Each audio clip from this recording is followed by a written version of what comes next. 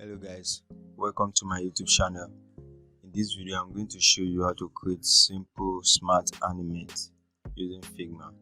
Actually it's not the simplest, so to speak, but I believe after going through this video it will be very easy for you to replicate something like this. And please make sure you subscribe to my channel.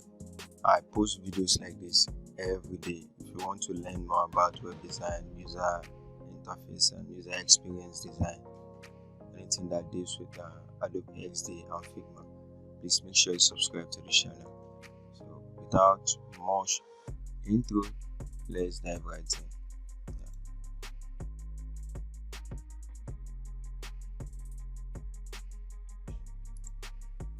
I'm going to start everything from the beginning so that you are going to see exactly how I did it.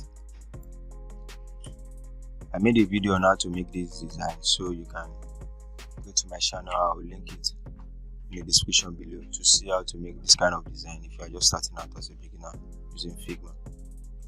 So now that I have the design, let's just dive right in.